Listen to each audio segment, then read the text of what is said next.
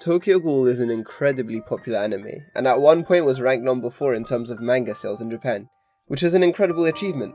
And since this series came out almost 10 years ago, a lot of what could be said has already been said about the anime.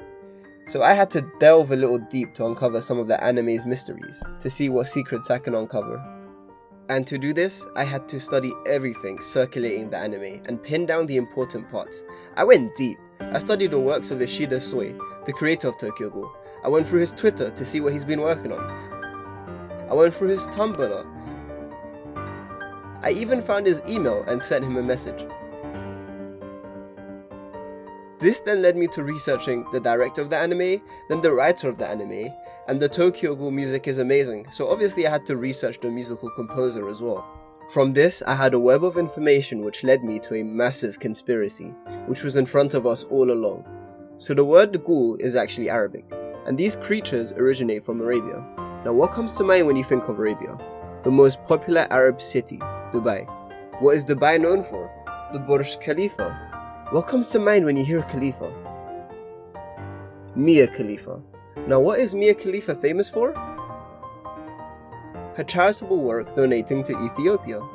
Now why is Ethiopia so important?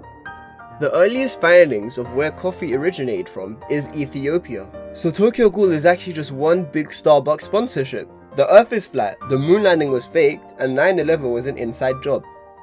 Now, I know what you're thinking. There is no way Starbucks would make an anime. Oh yeah?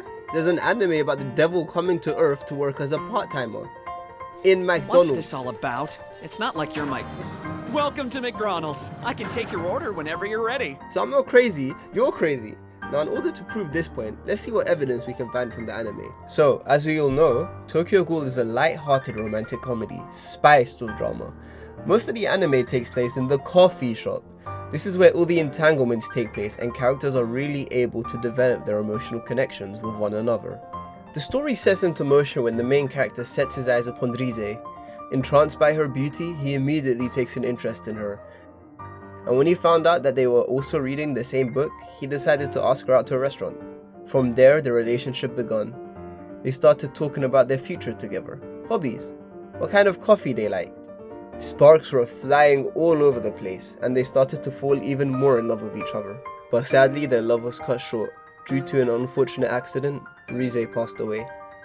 Alone and broken, Kaneki was driven to insanity. Nothing felt the same to him anymore. He even lost his sense of taste. Everything he ate repulsed him. He tried to fight it best he could, but his emotions did not waver. Reliving his past, Kaneki would often visit the coffee shop. The owner wasn't too happy about that.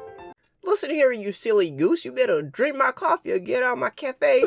But I miss Rise. I don't give a fuck. You heard what I said. 美味しい、美味しいです。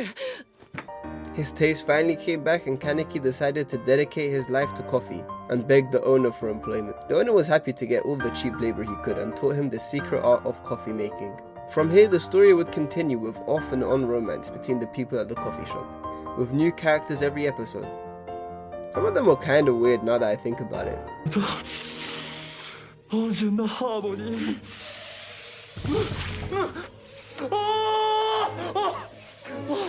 新しいごちそうの発見は